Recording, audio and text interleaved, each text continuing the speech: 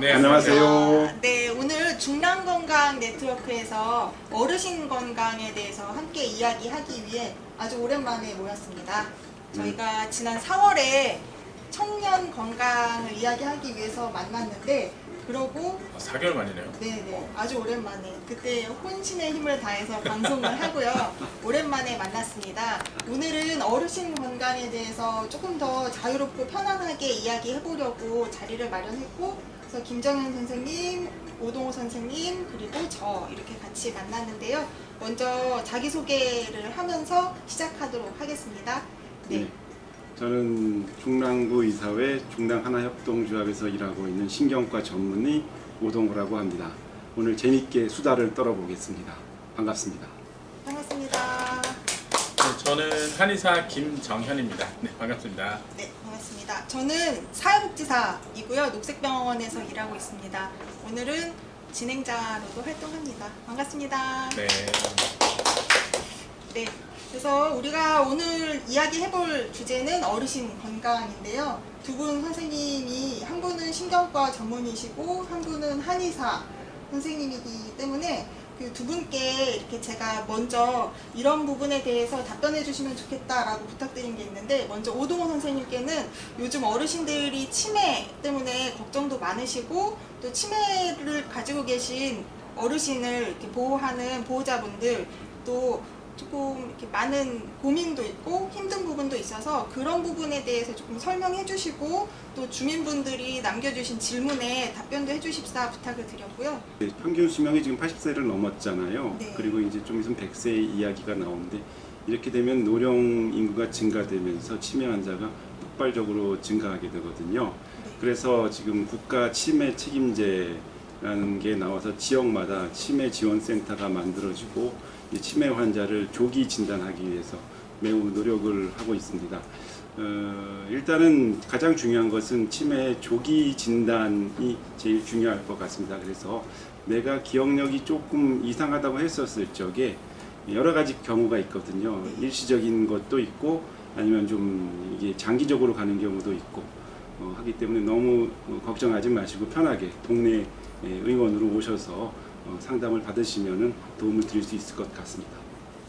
그렇군요.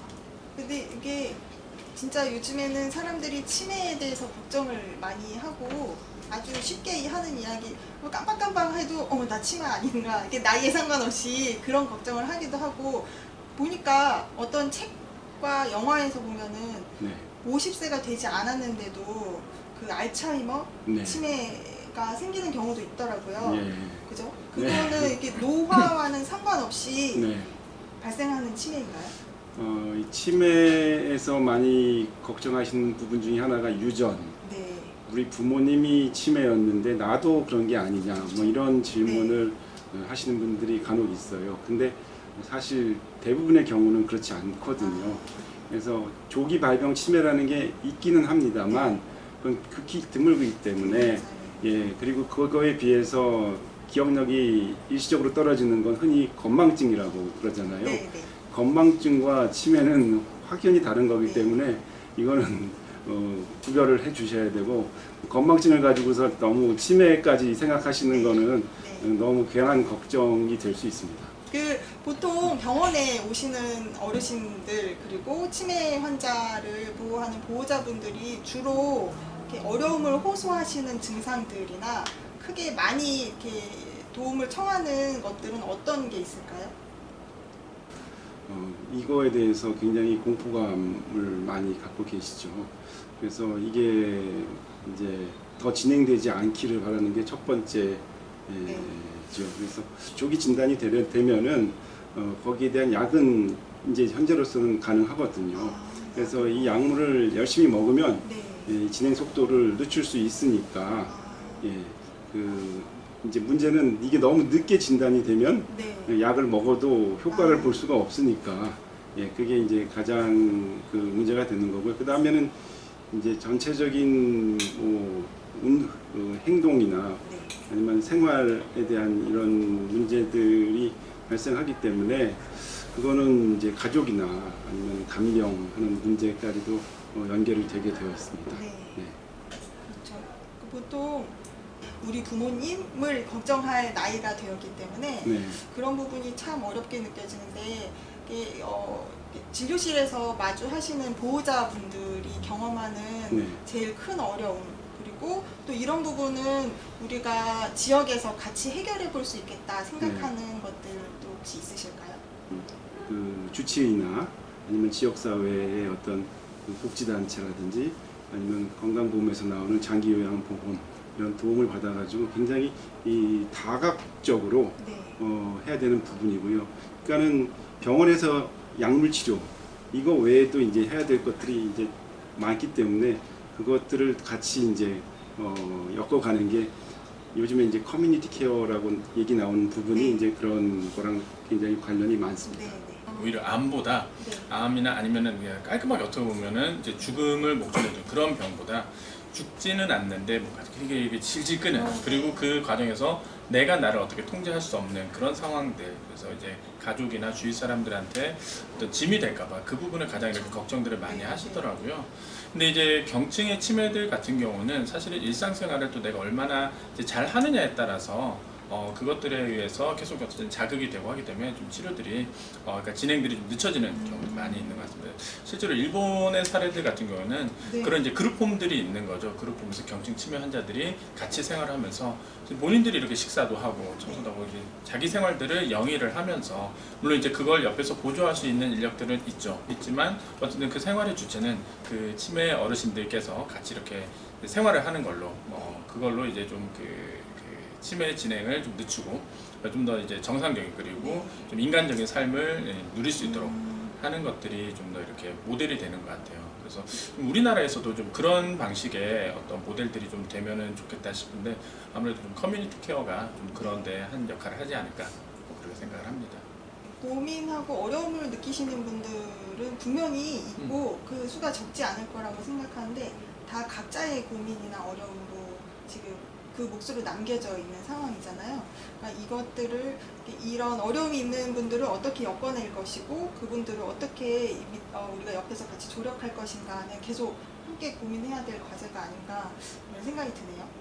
혼자 사는 사람도 많잖아요. 근데 이제 독거노인 역시 또 굉장히 증가되고 있기 때문에 과연 이 독거노인을 과연 누가 보살필 건지 하는 거는 이제 우리 사회에 네. 굉장히 큰 과제가 되었습니다.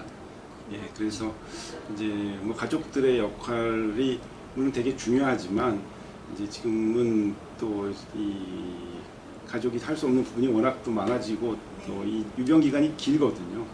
맨 처음에는 조기 치매에서 진행되는 한 뭐 2, 3년이라고 하지만 그다음부터 이제 인격을 상실해서 기능을 못 해가지고 또 사망하기까지 기간은 그보다 훨씬 또 길어지거든요. 그럼 이 장기간에 걸친 유병 기간을 가족이 다 할 수는 없는 거고 이제 국가적으로나 지역사회적으로나 해야 될 부분이 점점 더 많아질 겁니다. 사회보험도 뭐 계속 만들어지고 또 실손보험도 뭐 나오고 하지만요. 중요한 것은 그 주치의와 환자와 그리고 보호자와의 어떤 이 관계를 좀 더 긴밀하게 가져감으로써 비용도 좀 네. 절감할 수 있거든요. 이게 중요할 것 같습니다. 저는 거기에서 또 하나 어쨌든 중요한 게, 결국에는 의료로 넘어갔을 때는 그게 그 비용이 어쨌든 간에 많이 발생할 수밖에 없는 부분들이 있는 것 같아요. 그래서 의료로 가기 전에 어쨌든 의료적인 어떤 개입이 일어나기 전에 지역 사회에서, 그리고 또 이제 그 공동체 내에서 해결되는 부분들이 있어야 네. 사실은 비용도 절감이 되고 또 더 인간적인 어떤 삶이 가능하지 않을까라고 생각이 돼요. 어쨌든 간에 병원에 가는 거는 맞습니다. 이렇든 저렇든 간에 네, 힘들고 맞습니다. 비싸고 어려운 일이거든요. 예. 특히나 이제 중증 치매가 돼서 입원을 해야 된다, 어떤 시설에 가야 된다라고 했을 때는 그때는 더 그만큼 뭐 많은 비용과 또 이제 그 개인의 삶에도 또 그리고 그 가족들의 삶에도 어쨌든 되게 힘든 일이기 때문에 그렇게 되기 전에 지역에서 관리가 되는 게, 결국에 이 지역 사회와 의료가 어떻게 좀 같이 잘 이렇게 콜라보를 이룰 거냐, 그게 과제인 것 같아요. 맞아요. 네. 그 이제 예방, 네. 질병의 예방이 되게 중요하고 또 이제 건강 증진 이런 것들이 훨씬 더 가면 갈수록 중요해지거든요. 그러니까 일단 아프면 그 다음부터는 굉장히 고통스럽고 비용도 많이 나오거든요. 그래서 건강 증진 중에 가장 이제 중요한 부분이 그 뇌졸중 치매와 관련돼서 가장 중요한 것이 고혈압, 당뇨 이런 성인병 네. 관리거든요. 그러니까 이 단계가 모든 병에는 있는데 이제 이러한 만성 질환을 잘 관리하고 예방하는 게 굉장히 중요합니다. 그와 관련된 게 비만, 네. 그다음에 음주, 네. 흡연, 네. 스트레스, 뭐 굉장히 뭐 다들 갖고 사는 친하게 지내시잖아요. 네. 네. 근데 이 해결을 잘 못하잖아요. 그래서 모든 병은 사실은 우리 가까운데 그 원인이 있는 거거든요. 그래서 이런 것들에 대해서 좀 더 자주 이야기를 나누고 같이 고민을 함으로써 이제 궁극적으로는 좀 더 건강하고 아프지 않게 오래 살 수 있는 이제 이렇게 갈 수 있지 않을까 이렇게 생각합니다. 사례를 봤는데 거기서 이제 치매 노인들 이렇게 그룹홈 갔어요. 근데 가서 이제 거기 분들이 되게 자랑스럽게 보여주는데 노인들끼리 어르신들끼리 이 한 테이블에서 이렇게 마작을 하고 계시는 네. 이게 치매 예방 프로그램인 거예요. 근데 그걸 보면서 어떤 생각이 들었냐면 우리나라 이 경로당에서 어르신들 고스톱 치는 게 딱 이렇게 생각이 나더라고요. 사실은 종목이 다르다 뿐이지 뭐 비슷한 이제 카테고리잖아요. 네. 우리가 흔히들 어르신들 그런 이야기 하시잖아요. 아, 나 치매 예방하려고 이거 하는 거야. 이거 점수 계산하는 거 이거 되게 중요한 거야. 근데 그 말이 과연 그냥 농담만은 아닌 네, 거죠. 네. 그런 어떤 이제 자체적인 프로그램들, 뭐 이제 그들끼리 이제 어르신들끼리 이렇게 할 수 있는 여러 가지들을 좀 만드는 것들도 네, 네. 되게 중요한 문제인 것 같아요. 되게 많아요. 사실은 많은데 네. 그걸 갖다가 연관성이 이제 그걸 발견하지 못해서 그런 거거든요. 우리 구청에서 하는 사업 중에 이제 토마토, 방울토마토 이렇게 원예 쪽으로 또 하시는 게 있잖아요. 이런 것들을 자꾸 이렇게 발견을 해서 장려를 하면은 네. 이제 재미있고 또 건강에도 도움이 되는 것들을 더 많이 만들어 갈 수 있을 겁니다. 그래서 이제 저희 수다회가 네. 그런 잡다한 이야기를 떠들다 보면 그런 것들이 하나씩 나오거든요. 네, 뭐 좀 전에 보스톱 이야기 나오셨지만 이렇게 식물 키우는 거가 네. 굉장히 건강에 도움이 된다는 말씀입니다.